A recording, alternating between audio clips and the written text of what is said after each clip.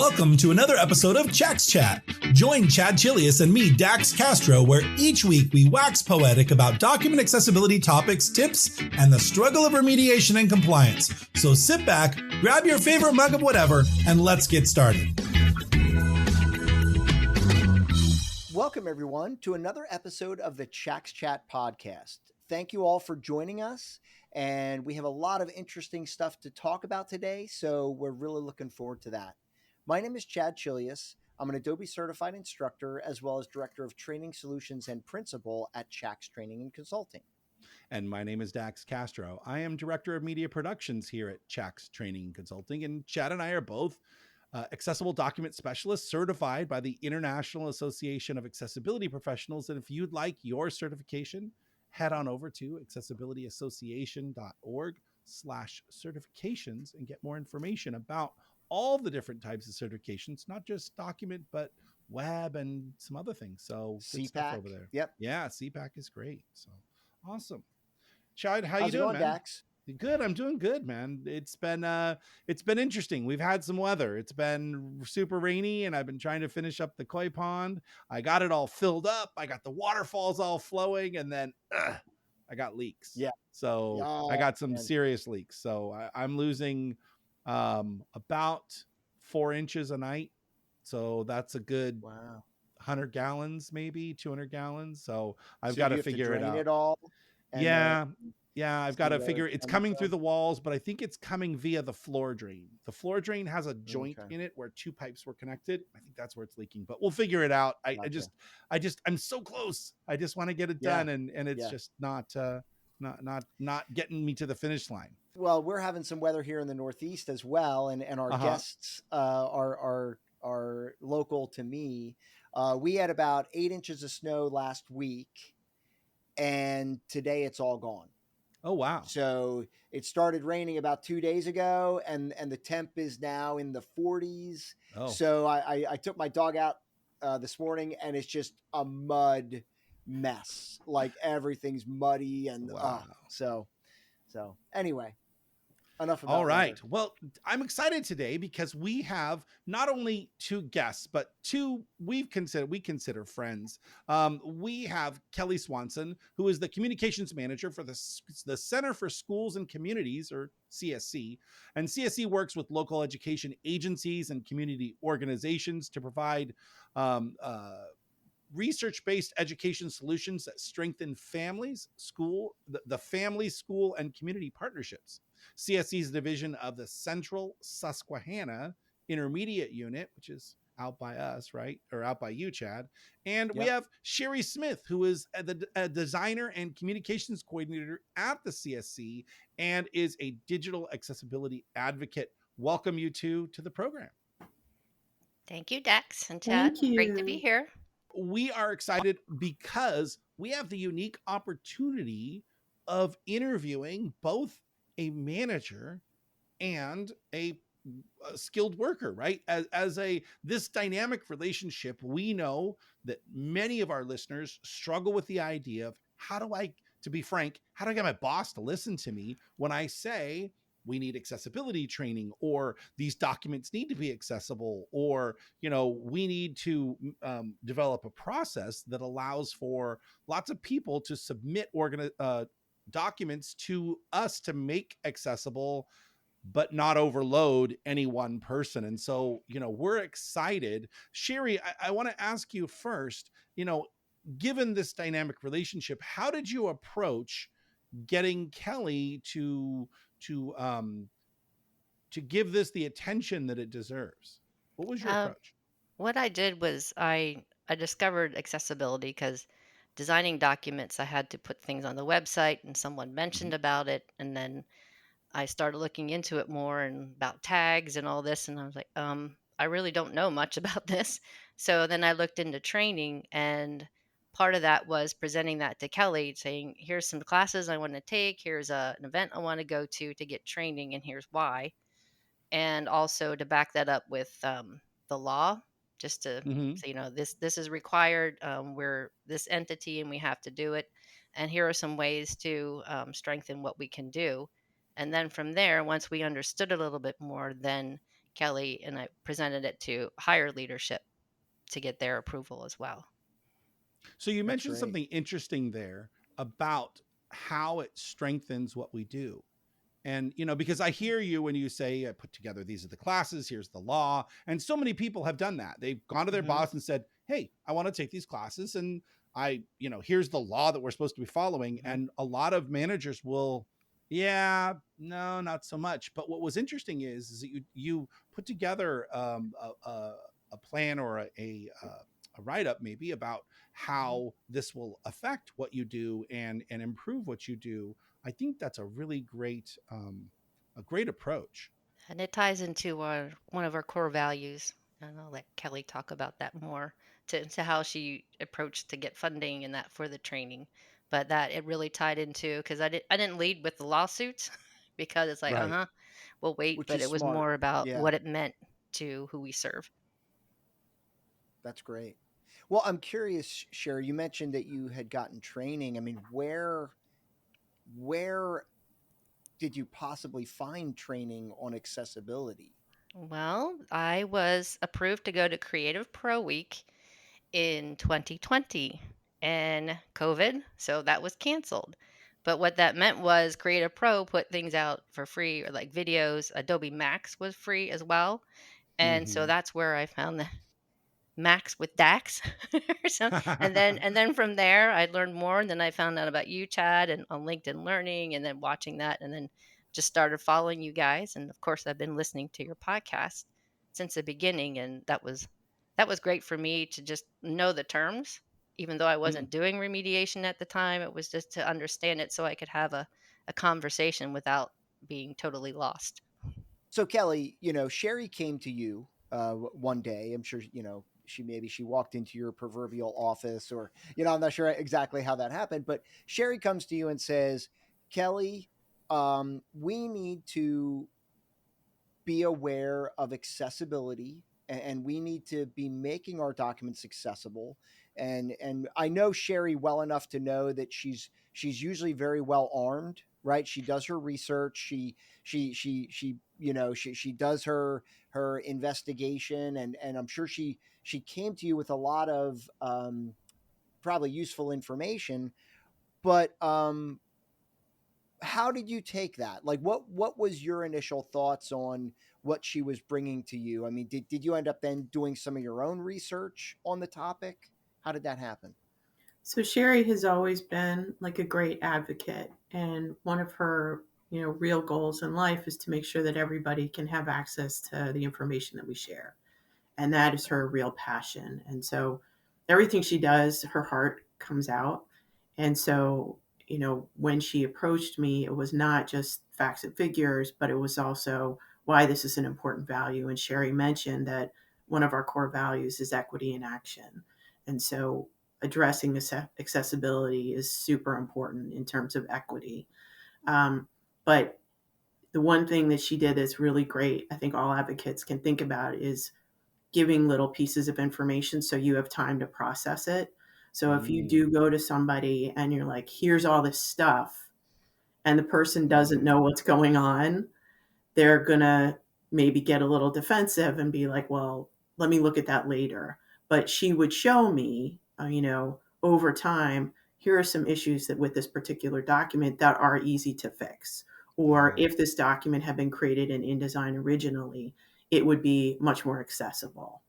And some of the things that really stuck with me as she approached me with lots of other resources from very reliable sources is a thing that also I think really helped with our leadership is the fact that I think it's about 15% of people use assistive technology. And a lot of people, it may be people with low vision, it may be people with cognitive issues, but it can also be people who are multilingual learners, which is Mm-hmm. a audience that we address. And so once we started talking about that, the number of people that are being impacted just gets higher and higher and higher. mm, So one of the things that she worked with you all on is sort of a making the case short webinar that we had for all staff and really going over the why so that everyone had access to that. You were able to give us a recording so we could share that again with leadership. And that really started to make a difference in that messaging of the core value. But then she's also been following very closely lawsuits and, who is responsible, who is deemed responsible if you're not providing digital documents and your website is accessible.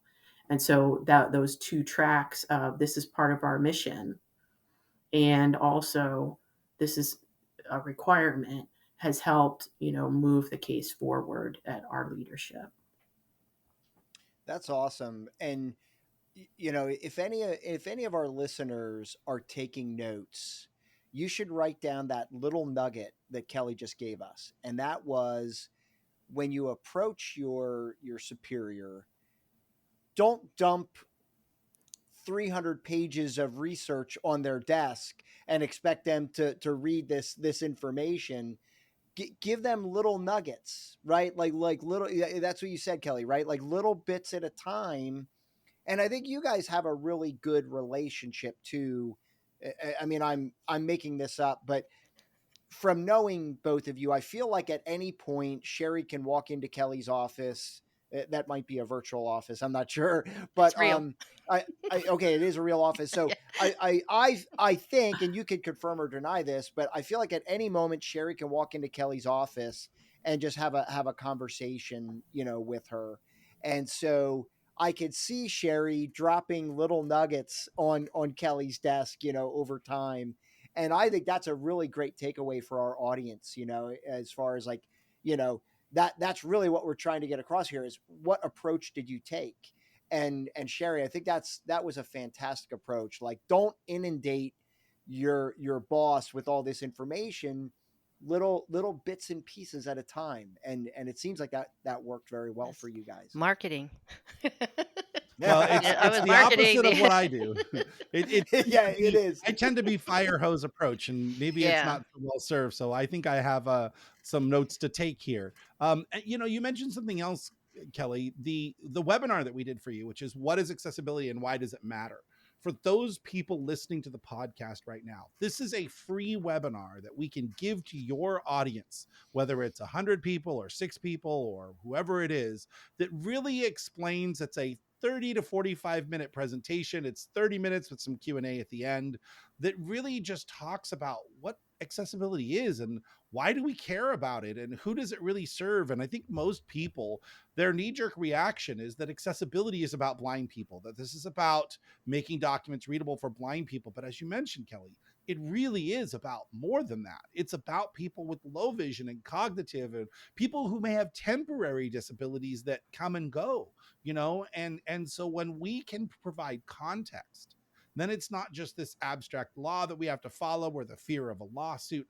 There's real people. And as you said, Kelly, your biggest constituency are multilingual families, and that communication in a PDF can be attained in a way that is accessible. And we worked on a document with you guys where the first couple pages were in English, but the second couple pages were in a variety of languages, 13 different languages or 14 different languages. And I thought it was a really great approach that you had to have they could populate either the English page or their language page, and both fields would then be populated. So whether it was the family who speaks Russian filling out the form or the intake person at CSC or whatever your partner organizations who speaks English, either side could then read that document and it was accessible, right?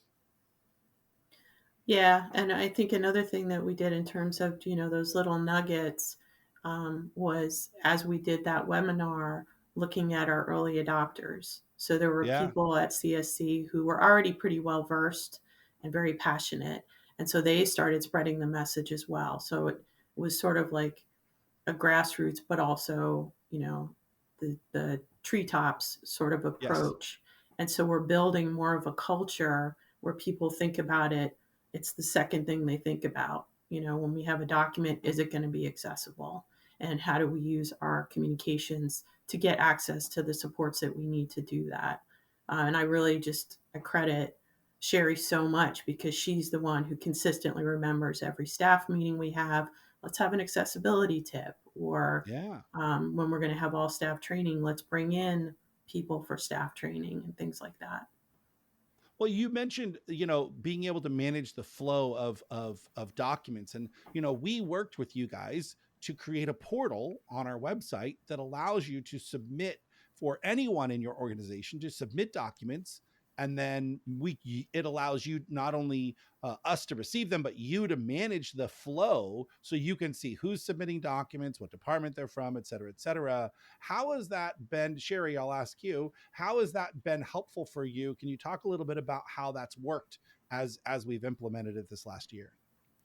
The portal has been great because I'm a designer and communicator. I'm not a remediator. And so when I Mm-hmm. started this, it was like, I don't want to be a remediator. I do want to understand it so I can talk about it. But then to have a way to make sure our documents that might be given to us from outside entities, to be able to send that off to someone we know is going to give us the compliant at the criteria we need to get that done in a much faster timeline than I can, and then to send that back to us. And it allows, instead of our department managing who knows how many documents, we just let the program upload the document, and then they're in charge of keeping track of it and the billing and such.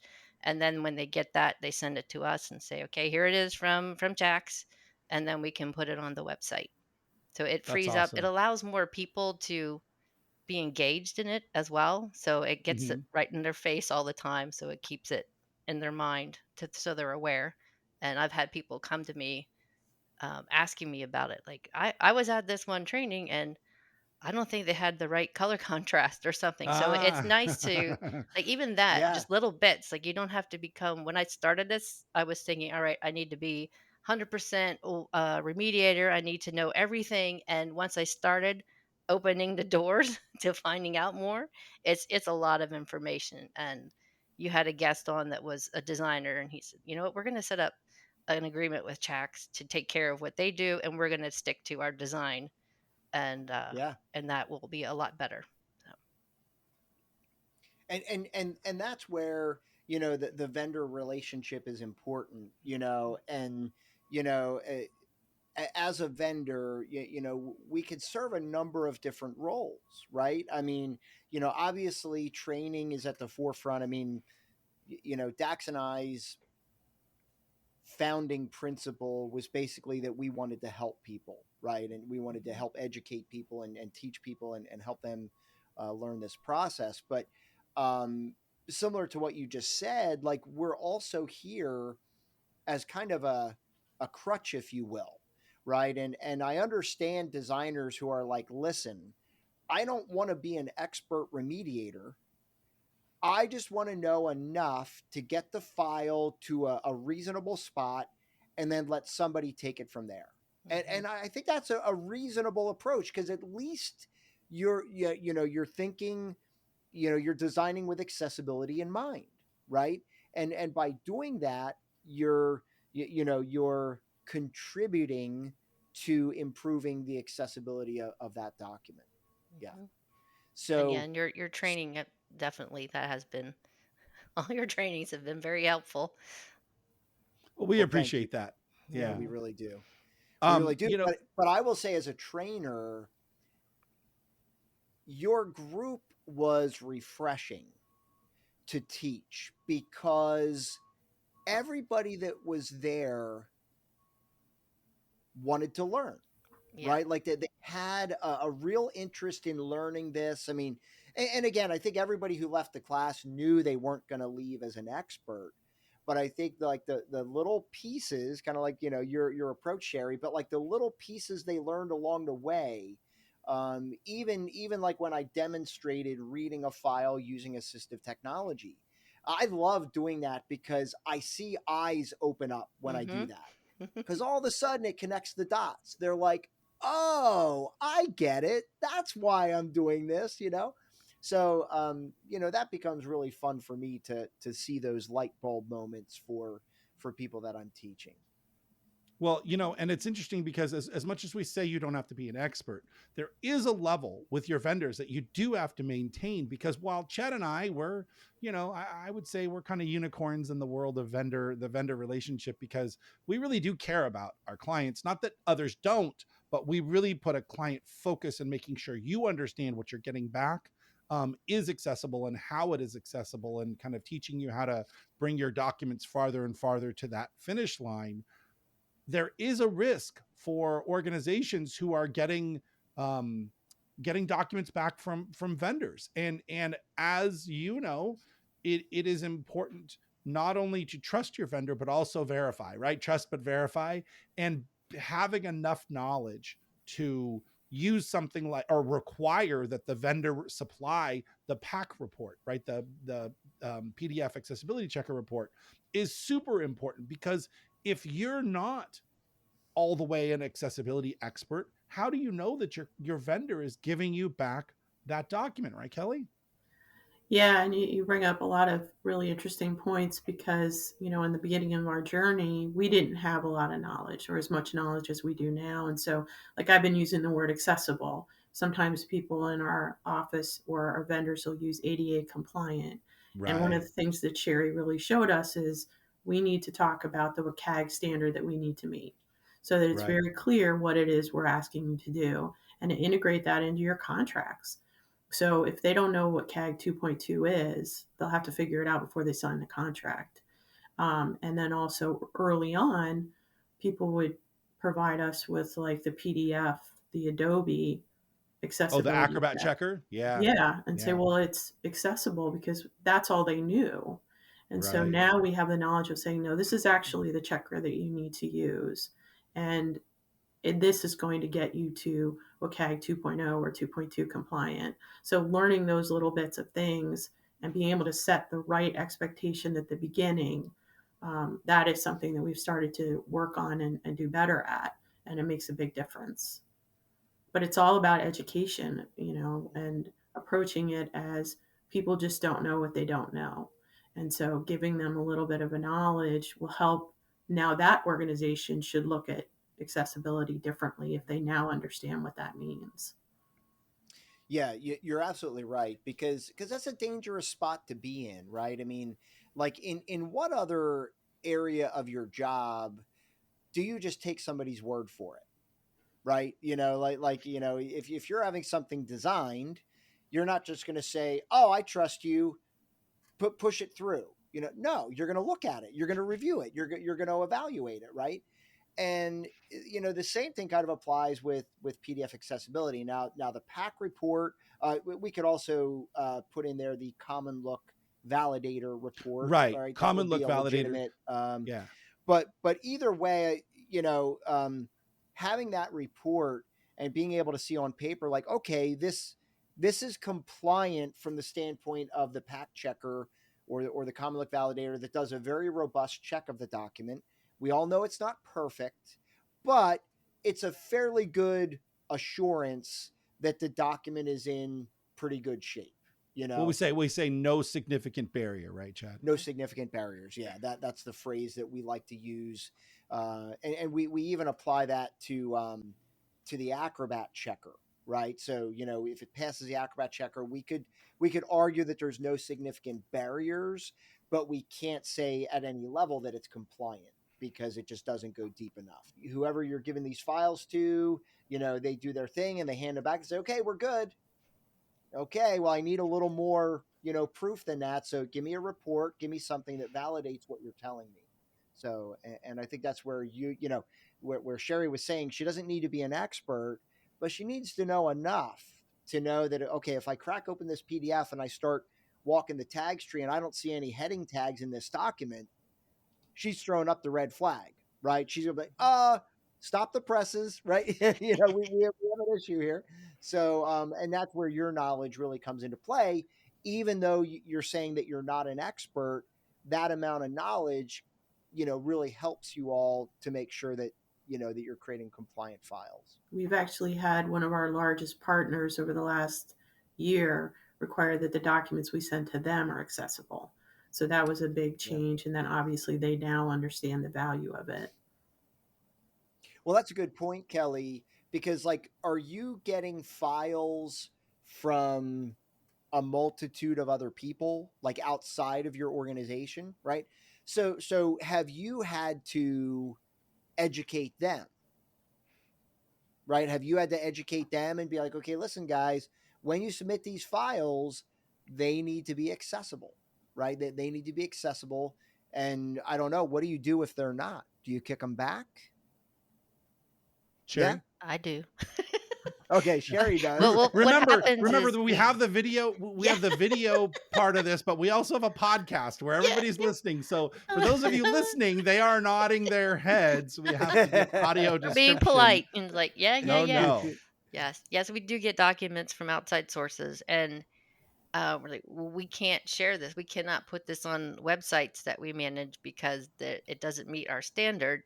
So we can send it to you because of the portal and say, what's the estimate? And I believe, Kelly, we're working on putting that into our contract language that Mhm. when you supply documents, they must meet with CAG 2. I'm not sure what we said, 2 or 2.1. 2.2. 2.2, and if That's it does right. not, you will be responsible for the cost to make it meet that level. Okay. So you'll bill them. Mhm. You'll send them a bill, right? And yeah, I mean, Dax and I worked with some companies, and they took the approach, and this made our skin crawl, but they took the approach, you know, if they submitted a file and it wasn't compliant, they would say, send us a link to the file on your website, and we'll link to that file. Even though I know it's not accessible, at least it's not my problem. And that's not helping anybody, right? That's not helping anybody. You're still excluding people from being able to consume that content, right?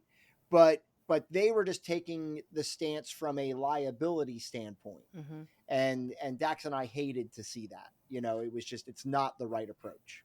Well, and you have to differentiate between here's a single link, or at the end of a slide. I was dealing with a client who had put together a PowerPoint presentation, and they offered all these resources, and they had, you know, a whole page full of resources. And I said, okay, have you gone back and talked to these organizations about making these things accessible? Because if the meat and potatoes of your presentation is, here's all these things we want you to have, but none of them are accessible, that's really a not really doing a good service to the people you're trying to serve. If on one hand you're like, well, I've got my stuff taken care of, but right, here's a bunch of information you can't read. So, you know, it is definitely a thing. And one of the things I want to bring up a little bit from a little bit earlier was California AB 1757 is an assembly bill that was trying to be passed, and it may yet pass in future years, that puts the vendor liable for inaccessible content. So as a organization, if you sent documents to a vendor, they gave them back to you and said, here, these are compliant, and they weren't, or you got sued, typically now, currently, if you would get sued. But under 1757, the vendor would be the ultimate responsibility. And that puts a lot of pressure on us, the Chad and Daxes of the world, because we really need to know our stuff. Now, Chad and I don't care, because this bill means nothing for us, because we know our stuff. We make sure we do the quality control to make sure our documents are accessible. But there are a lot of organizations out there, vendors out there, who are going part of the way. Client says, oh, just make it accessible, but there's images of tables in this document. We'll just apply alt text and call it good. Or we don't really need to do the color contrast in our maps, even though there are 200 maps in our document. And then we, as remediators, get this, we're stuck between a rock and a hard place, because how do you tell the client, no, I'm not going to do this file if you're not going to make it fully accessible? So we actually created a document that of our clients can sign, that says, hey, I am acknowledging that I'm only asking you to do these 5 things and not these other things that we know meet accessibility standards, because it puts us at a liability risk, right? Mm-hmm. So, yeah, and I think this goes back to what we were talking about earlier, which is there is an underlying requirement for vendors to know what standard it is that you are trying to meet. And you guys are CAG 2.2, which is great. But also from a standpoint from you to know when you get a document back that you can feel confident that it in fact met the requirement, and it's not just oh, they said it was accessible kind of thing. Yep. Wasn't it in California there was a lawsuit that was won by, I think it was the Parks and Rec or something of that nature, where the website was created for them and they didn't make it accessible. So that vendor, the one that created the website, had to pay $2 million or something of that nature. So because I saved that and say those are the kind of things that I save, and then I'll share with leadership just to say, hey, it shows, it validates the money we've spent on some training or remediation. It's like, we are in process of working on this, but just to let you know, it isn't all rainbows and sunshine. It's because it's meeting something that the money people need to worry about, or the lawyers need to worry about. Yeah. Right. Yeah, and that's a good point. And I like that approach, Sherri. I mean, this goes along with your little like kind of bits and pieces approach. But like that's a great way, where you find a lawsuit and you just kind of forward it to the powers that be. And it's a quick read. They can quickly read the article and be like, oh wow, that's really interesting. Because Dax and I, we do not do this. We do not try to get people to buy into accessibility with the threat of a lawsuit. Right. Like that's not the approach that we ever take, because I just don't think it's the right approach. Right. Mhm. But I mean, we can't bury our head in the sand and pretend that it's not a concern. So I like your approach where you're just like, hey, check this out. You know what I mean? Still here. Hey, look, read this one. This is kind of interesting, rather than like, shoving it down their throats and saying, if we don't do this, we're going to get sued type of approach. So And that, I by really that like approach, that, it makes the people who have a disability look like the bad guy. Like, Right. yeah, and that's just a great wrong. point. That's just wrong. Yes. That wasn't that was I believe his name's Jamie Shield. He's on Yeah. Disabled Jamie's by great. Society. He Yeah. pointed that out, and that really stuck with me. That's like, yeah, that does make them look like the bad guys. Like, we're doing this for a positive purpose to make sure everyone's Yeah, included and has access. No significant barriers. that's Yes. exactly right. And that's a great way of looking at it, Sherri. I mean, you just opened my eyes, because I really wasn't looking at it that way, but you're right. I mean, we make them look like the bad guys, and they're not. They're not the bad guys. They're the ones who are suffering from all of this, right? Right. If we don't do a good job. So But you that don't was take the really good. time, like a few minutes more to Yep. design Yeah. with accessibility in mind, which I That always was say. Yeah, that was one of the things that really hit home with me when we went through your first webinar. Is we're talking about a matter of minutes, and you can't take that one little extra step so that somebody can get your information. That I'm like, I'm not comfortable with that. Like, yes, I can take the extra few minutes. Yeah. Yeah. Well, there was a really good LinkedIn post. Dax, do you remember this one? I think it was maybe Merrill Evans or somebody posted, and it was just a really basic image, and it said, if you think accessibility is hard, you're not doing accessibility correctly. Sure. And I really love that. I really did, because there are so many things you can do at a very low level to improve the accessibility of certainly of your documents at a pretty high level. Dax and I always say this, like in Word, I could kind of show you like 4 to 5 things. And if you do this in Word, your Word document's going to be pretty darn good. Right. I would even say 2 things. If you describe your images and you use heading styles, your document is 75% there, right? And that's such a low hanging fruit, right? Like, how hard is what you just described, right? Yeah, it's one button. Oh, you just click it. Yeah. I need to click on heading 1 or heading 2 or heading 3. Oh, that's so hard, right? And I need to describe my images. Right click, edit alt text, describe the image, right? So yeah, you kind of nailed it there. That those are 2 uber basic things, and maybe add to that. Actually, Word Word makes it hard not to create bullets and numbers correctly. Right. Right. Right. Because Because as soon as you do, yeah. Yeah. If you type 1 period space, it automatically makes it a numbered list. Yeah.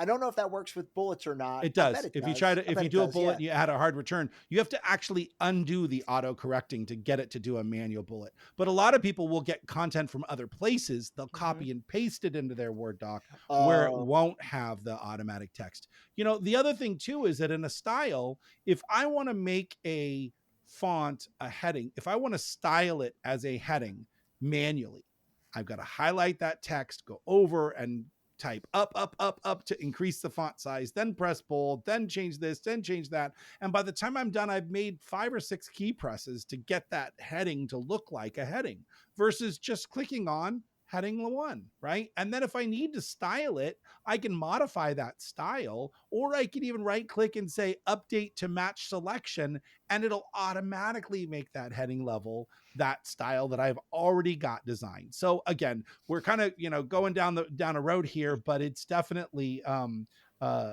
easier than most people think to do.